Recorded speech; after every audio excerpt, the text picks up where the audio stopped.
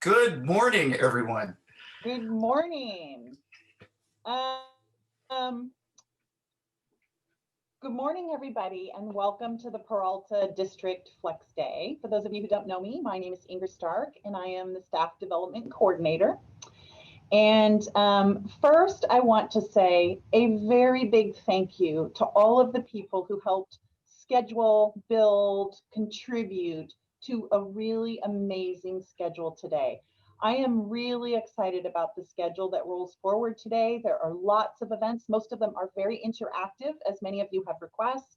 And as I said in my email last night, one of the central focuses of the day is diversity, equity, and inclusion. So it's a really great day. It's Thursday. It's sunny outside my apartment. And with that, I would like to launch the day by offering up this time to our Interim Chancellor, Dr. Carla Walter, and she is going to welcome us and launch our District Flex Day. Well, thank you so much, Inger. Thank you very, very much for having me here today. And thanks everyone for being here and coming in at such an early hour. We have, like Inger said, a wonderful day, a wonderful couple of days planned for you. And so I'm only going to be talking with you for a brief amount of time as we move forward. I just wanted to make sure you know that while I'm talking, just because of the way that I get distracted, I won't have my chat turned on. So those will be moderated by Mark and other folks on the panel to help, guide the answers if there are answers or whatever for your chat. And I believe that we'll have the Q&A function working as well, so you can utilize that if you have questions too. So, I wanted to let you know that I've been reading a book entitled The Alchemist, and it's by Paulo Coelho. And I hope you can sort of see the cover page here on this book. It's a really wonderful book. And if you know me well, or if you don't know me well, you know that I'm not easily enamored with books. I love to read, but it's really important for me to read things that are complicated in some ways, and I have a high standard, as you probably can guess. Anyway, you can get this Alchemist book if you want it on any of the regular websites that offer books for sale. But I wanted to read to you something from the inside flap, as Paulo Coelho, as I mentioned, was from Rio de Janeiro, and he's a very well-renowned author. Many people aspire to have his level of success as authors. But let me just say, this enchanting novel has inspired a devoted following around the world. This story, dazzling in its powerful simplicity and soul-stirring wisdom, is about an Andalusian shepherd boy named Santiago, who travels from his homeland in Spain to the Egyptian desert in search of a treasure buried near the pyramids. Along the way, he meets a gypsy woman, a man who calls himself king, and an alchemist, all of whom point Santiago in the direction of his quest. No one knows what the treasure is or if Santiago will be able to surmount the obstacles in his path. But what starts out as a journey to find worldly goods turns into a discovery of the treasure found within. Lush, evocative, and deeply humane, the story of Santiago is an eternal testament to the transforming power of our dreams and the importance of listening to our hearts. Now, I haven't finished reading the book yet because I'm savoring it, but what I will say to you is an alchemist is a person who transforms or creates something through a seemingly magical process. So last semester, I spoke to you about cultivating stability. And now it is truly a pleasure to be here today as your interim chancellor of 4 fiscally sound academic institutions, ones that play vital roles in our communities. We have new leaders at the helms of our colleges, a vision for being a world-class organization of higher education, and renewed vigor to stay and chart a new course to fulfill our dreams. I think we should all celebrate the fact that we have removed many impediments that threatened us, and we're now on a brightly lit pathway, ensuring our successful future and the future of our students who seek their treasures. The achievements that you made in the last 18 months have addressed some very real concerns. And today, I'm proud to say that the Peralta Community College District continues to deliver on our promise of education for all who seek it. It's a time to celebrate our success and the amazing progress that has happened in so short a time and in such challenging times as we face. I'm pleased to report here at the beginning of 2021, with the celebration of our President Biden and Vice President Harris, on the heels of Martin Luther King Jr.'s national holiday, just the general feel of the day, the hope, the light that's shining on our cities and colleges is entirely different. Any old lingering issues are rapidly evaporating, and we celebrate a great turnaround story that could have happened only with the support and heart-led alignment and collaborative commitment of our leadership, our faculty, our students, and our communities.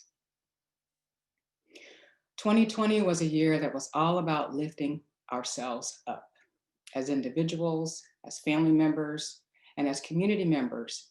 We all lifted each other up during the great year of challenges. And that's the only way we could be here today, by helping each other, lifting each other up, and being supportive.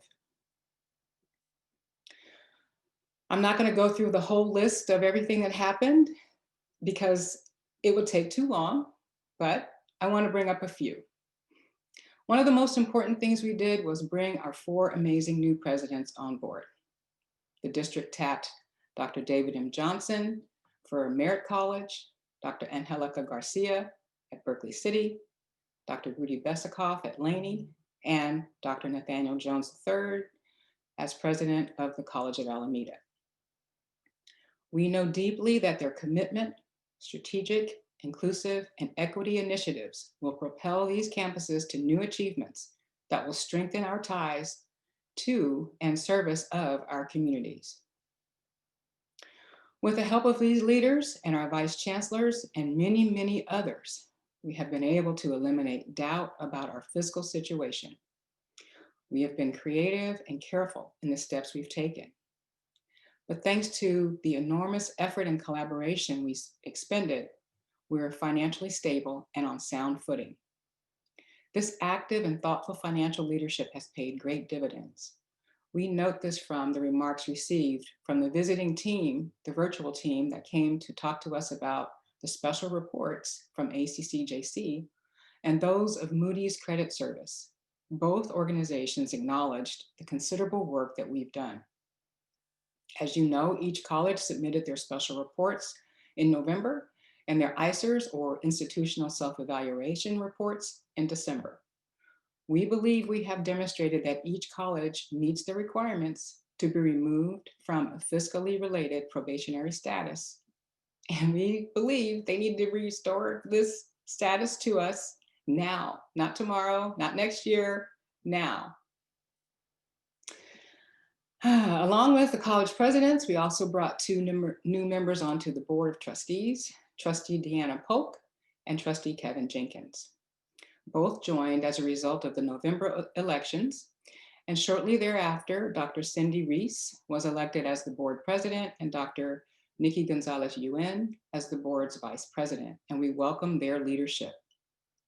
The board engaged with Dr. Helen Benjamin, the former highly respected chancellor of the Contra Costa Community College District, to complete a board self-assessment and to establish active communications and cohesion policies. And we're looking forward to having those continue.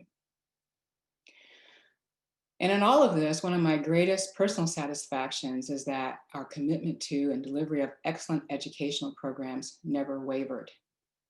In fact, Berkeley City College, Laney College, and Merritt College were each recognized for their exemplary educational work in implementing associate degree for transfer, or as you know, ADT programs, by the Campaign for College Opportunity, a California nonprofit bipartisan policy and research organization. Each of those campuses received the organization's inaugural, quote, 2020 Equity Champion of Higher Education, unquote, designation for their exemplary work in awarding ADTs to Black and Latinx students. Berkeley City College was also cited for having one of the highest shares of ADT conferrals for the 18-19 academic year. And we have achieved these remarkable results despite the added challenges of the COVID-19 pandemic. None of us expected the required rapid transition from in-person to remote learning. Yet, we rose to the moment and made remote classes happen over a period of weeks back in March and April. Canvas and Zoom moved from the periphery to the center of our teaching workflows and everything else we do. This was only possible because of the dedicated and focused collaborations of faculty, staff, students, and our administration. But we have more to celebrate. All of our colleges reported successful online winter and spring intersessions during the COVID-19 pandemic, and they conducted outreach campaigns to potential students seeking transferable online instruction to fulfill requirements at both the California State University systems and the University of California. Each of our presidents further attests to increases in dual enrollment programs, which offers high school students an early start on their career technical education and opportunities to earn credits towards their college degree. By taking classes while in high school, students begin their college experience before they graduate from high school, giving them equity advantages on college, career, and general lifetime successes. One of the promising initiatives that's coming forward from Merritt, which is set to launch this summer, is the iServe Academy. This allows students the opportunity to explore 5 different programs with public safety: administration of justice, fire sciences, EMT, paralegal, and community social services. The initial focus of the program is to attract African American males from Oakland Unified School District. And over at BCC, again, we celebrate the fact that it consistently transfers the highest numbers of students to the UC and CSU systems across the district. The combination of the curricular offerings, the programmatic supports, the focus on guided pathways, all contribute to a campus culture of transfer completion. At Laney College, they participated in the Guided Pathways statewide MAPper initiative, becoming the 9th of 33 participating colleges in the state to complete the project. As a result, students can now look at program options with full career information, including advancement possibilities, salary and job market demand that are tied to their degrees and certificates. And we know that the College of Alameda celebrated its 50th anniversary and the completion of the new Center for Liberal Arts, or Building H, in November. The nearly 54,000 square foot building will welcome students and faculty for liberal sciences, liberal studies, language arts, and career and workforce education as soon as this pandemic is over. And I had the privilege of touring that building, and it is very, very beautiful. The College of Alameda also, in partnership with World Central Kitchen and Steph and Aisha Curry Eat, Learn, Play Foundation, has given away more than 70,000 free meals to students and the community during this pandemic, and injected nearly $750,000 into the food service economy by hiring local restaurant owners to produce the meals. When these similar partnerships for free food and produce distribution at the other colleges are added, we realized this partnership between Eat, Learn, Play, World Central Kitchen, our district, and the Peralta Colleges Foundation has injected nearly $2 million into the local economy, helping the food service industry, which has been devastated by the pandemic, feeding students and community members dealing with food insecurity and fear. And we're talking our safety walk. We're walking our safety talk. We defunded the sheriff and have created a new model for safety that does not include humans carrying guns. This is huge. But it will include counselors embedded with people who are helping students, people who are helping people on our campuses. We now provide a more holistic approach to campus safety, emphasizing prevention and restorative justice. And I want you to know that people are already asking us, how do we do it? And so we're really excited about that. And you know, that's a lot to celebrate, and how we have accomplished even more while we were dealing with the dual challenges of ensuring fiscal balance and responding to the pandemic. So, as I said, there's not enough time for me to list every single accomplishment, but we have turned a corner. We have new energy, we have a whole new perspective, and in fact, we're being alchemists. So what do we have for 2021? Can we beat that? Well, of course we can. Having put the universe into motion to meet the desires of our heart, that's what we have planned for 2021. And here are a few things. For the pandemic response, we will continue to provide online instruction and protocols for hard to convert courses, athletic conditioning, and so forth, while the public health and political leaders work tirelessly to address the pandemic and all the things that go with it, including vaccinations and so forth. We're committed to offering the best educational opportunities to our students so they can take advantage and continue to make progress on their educational and spiritual journeys, taking every opportunity we can give them. Enrollment management. We will increase our enrollments, provide California Promise opportunities, allocate resources to marketing, have a relentless focus on attracting and retaining students, ensuring they each reach their educational goals. The enrollment management efforts are couched within the strategic and educational master plans being developed by each college and in tandem with the district strategic plans and the Board of Trustees mission. Finances.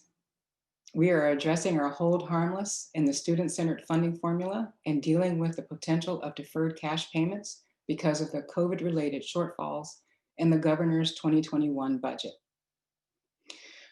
Our efforts will include looking to bridge any gaps that arise from those deferrals from the state as they manage their resources around the effects of the pandemic, as well as ensuring we're prepared to solve the pending removal of the hold harmless provisions. We're extremely and unabashedly optimistic based on what we've seen in the governor's latest proposal for the budget for 21-22. And we will be relieved of the burden of deferral management. That's my belief. And of course, our planning efforts will continue to seek ways to stand strong and sound when the hold harmless is removed as of the 23-24 fiscal year. We'll also look to focus on increasing our grant support strategically with the implementation of a group to assist with vetting grant opportunities. Technology. We're making progress in our technology modernization with the upgrade of PeopleSoft to version 9.2. We all know about this, and this upgrade is critical for students and will allow them to use their mobile devices for enrolling and navigating their financial aids and other resources supporting their education. The upgrade is also of the utmost importance for our internal processes so that we can move at an accurate and state-of-the-art pace expected in this and future centuries. At the same time, we'll begin planning for the next 5 years of our technology needs by conducting an assessment of expectations and goals for teaching and learning, operations, and student support. Diversity and education for all. As you know, Peralta has been a leader of diversity, equity, and inclusion from our commitment to welcoming, protecting, and supporting the undocumented members of our community, our commitment to success for African American, Asian American, and Pacific Islanders, and our college's status as Hispanic serving institutions.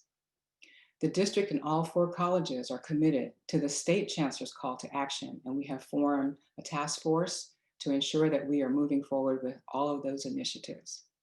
And we'll keep moving forward through this next year.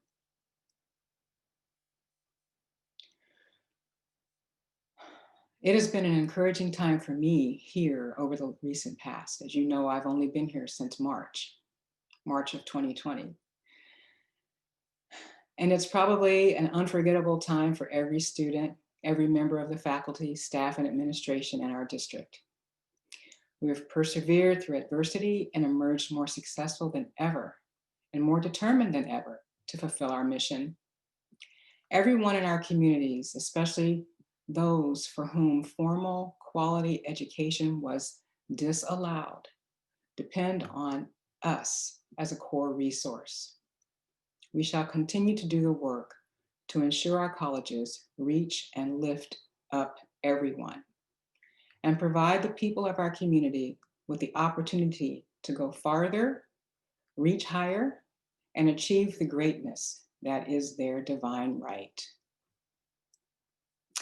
As is written in The Alchemist, to realize one's destiny is a person's only obligation. So I leave you with this thought. Each of us have both a destiny and an obligation to be transformative to the point of incredulousness. And we're going to keep going together. Thank you.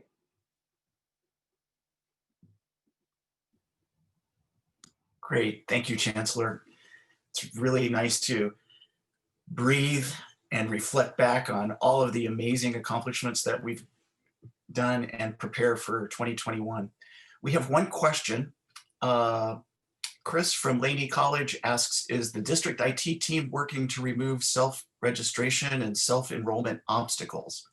The process is notoriously frustrating, and it's frustrating for enrollment. Yes, I think that our IT initiatives are really focused on removing enrollment obstacles all around. And I know that that's something that we really need to address. So we're hoping that with the cutover, which is happening February the 11th, I believe, or the 12th, we should be able to address many of those issues that students are facing. That's right. The system cutoff is February 10th, 11th, and we relaunch in PeopleSoft 9.2 on February 15th. I'd also like to point out that at the bottom of the online schedule are 3 links to video interviews. One of them is with the Director of Network Services, Antoine Meole, and it has lots of information about the PeopleSoft upgrade and how that will affect both students, faculty, and staff. So, Dr. Walter, Chancellor Walter, I want to thank you so much. 2 important things. One, how do I get to be where you are with that beautiful redwood background and those trees behind you? I want to be there where you are. And second, would you like to just take a quick minute to introduce the next session, the team that you've invited to come to Peralta and offer the implicit bias training? Tell people a little about that. Sure, absolutely. So anybody and everyone can have what I have. It's a matter of downloading a JPEG file. And the idea is to create a reality that we can all live in. And this reality for me is the tranquility of the woods. And I really appreciate your pointing that out. So if you would like, I can definitely email you the JPEG. Our next session, which starts promptly at 8:30, is on implicit bias. And what we have is people here from the Implicit Bias organization. It's going to help us look at the ways in which we may or may not be aware by our conditioning of how we continue to hold biases in our psyche. It's not necessarily a session that's going to give you answers. It's only really there to help us see ourselves and maybe do some contemplation. I became familiar with the implicit attitude associations test in a previous life when I used to teach consumer behavior and marketing. And this is a way that we all can benefit from learning about how really we are all affected by, and I'm not going to launch into all of the colonial studies and things like that that impact us in the United States. But this work will help us all see how to move forward in thinking about our own implicit biases. So I'm really grateful that we're able to have this session, and I'm grateful for everyone here who will be participating. Thank you.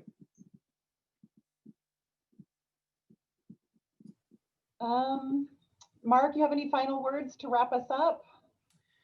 Looks like a couple of questions came in, but it's 8:28.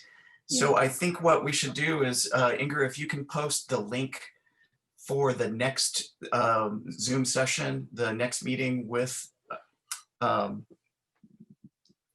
Implicit bias. The implicit bias, that would be super helpful. Thanks everybody for joining us with a coffee with the Chancellor. And thank you, Dr. Walter, for kicking off Flex Day for us. Inger, over to you. I don't know whether or not it works particularly well to click a link in a Zoom meeting to go to another Zoom meeting. So just to warn people, it may require you, it may be a little clunky, and or I just sent an email a little while ago that has links for the morning sessions, and there's a button on all my emails that give you a link to the day's full schedule of events. There's a quick look at the top of it and details below. So I'm going to run and grab a cup of tea, and in 1 minute I will be showing up for the implicit bias test and implicit bias training, and hope to see you all there as well. Thank you. Walters, thank you so much for all the good news. Thank you. Bye-bye, everyone.